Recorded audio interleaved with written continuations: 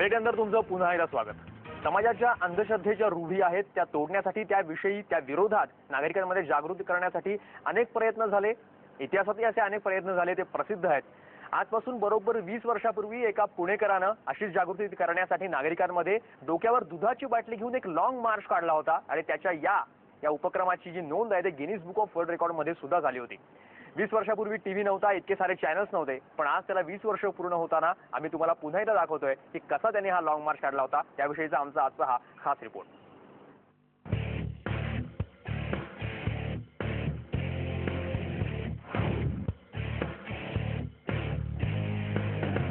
ही दृश्य 20 वर्षापूर्वीची आहेत.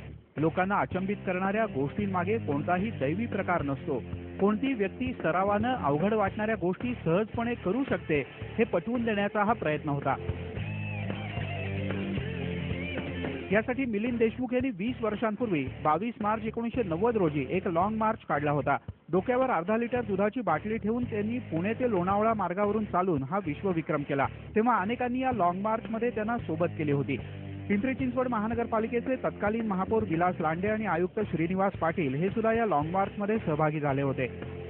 डोक्यावर दुधाची बाटली ठेवून चालण्याचा 2 वेळा मी जो विश्वविक्रम केला, त्यामागे खरं तर अंधश्रद्धा निर्मूलन कार्याचा प्रचार तर होताच, पण मुख्य म्हणजे बऱ्याच वेळा असे विक्रमवीर जे असतात त्यांच्याकडे एखाद्या वेगळ्या दृष्टीने पाहिलं जातं की ह्यांच्या अंगात काहीतरी वेगळी दैवी शक्ती वगैरे आहे का, हे कोणी असामान्य लोक आहे का. पण माझा हे करण्यामागचा जो उद्देश होता त्याच्यामध्ये आम्ही संत तुकाराम महाराजांचा अभंग लिहिला होता. असाध्य ते साध्य करीता सायाचं कारण अभ्यास तुका म्हणे. देशमुख यांचे अंधश्रद्धा निर्मूलनाचं कार्य अजूनही सुरूच आहे. मात्र 20 वर्षानंतरही समाजातील अंधश्रद्धा बदललेल्या स्वरूपात कायम असल्याची खंत त्यांना सतावते. की म्हणजे मी जो संदेश दिला होता की कुठेही शॉर्टकट नाही, आणि जो शॉर्टकट असतो तो खरा तर धोक्याचा मार्ग असतो. त्यामुळं जे काही तुम्हाला मिळवायचं यश तुमच्या परिश्रमानेच तुम्हाला मिळणार आहे यश.